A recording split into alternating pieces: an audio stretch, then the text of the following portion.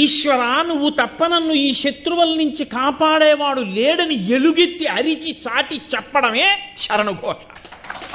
అదిగో ఆ స్థితి ఉందే, అందులో ఒళ్ళు మరిచి ఆయన పేర్లు చెప్పేస్తుంటే, అందుకే దానికి ఏం అర్థం ఉండదు. ఇంకా మా యాపిల్స్ అవి చేస్తుంటారు శరణఘోష. ఏదో అదంటే నిన్ను నమ్ముకొచ్చాం అయ్యప్ప, ఏదో ముళ్ళున్నాయి అయ్యప్ప, రాళ్ళున్నాయి అయ్యప్ప.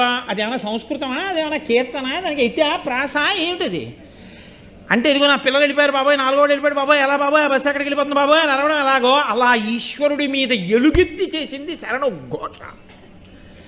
అలా పొంగిపోయి 40 రోజులు నువ్వు చేయగలవా?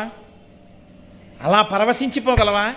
3 రోజులు చేసిన తర్వాత ఇంకా అరవడానికి నీకు కంఠం లేక కంఠం పోయిన కంఠంతో కీచు కీచుమంటూ అరవగలవా? అదేంట్రా 3 రోజులకే నీ కంఠం పోయిందంటే నవ్వేసి పోన్లేరా, నేను ఇంకెక్కువ మాట్లాడక్కర్లేదు, 40 రోజులు ఎందు ఈశ్వరుడు ఎందు మనసు పెడతాను అనగలవా? ఆ శరణుఘోష దండపాణి స్వామికి ప్రియం. వాళ్ళందరూ శరణఘోష చెప్తే ఆయనకి ఎందుకు ప్రియం అంటే ఆయన గురువుగారు కాబట్టి ప్రియం. వీళ్ళు మార్గంలో పడ్డారా, వీళ్ళ శత్రువుని వీళ్ళు గుర్తించగలిగారు.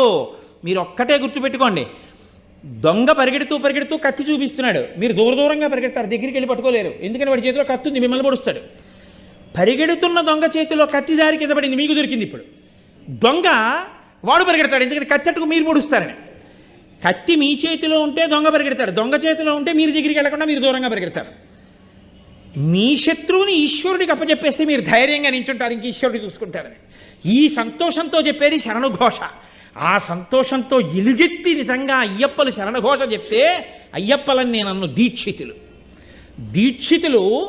ఆ శరణుఘోష చెప్తే, ఆ శరణుఘోష చెప్పిన సమయంలో వాళ్ళు దీక్షితులు. ఆ ఈశ్వరానుగ్రహం ప్రసరించిన నాడు వాళ్ళు అయ్యప్పలు.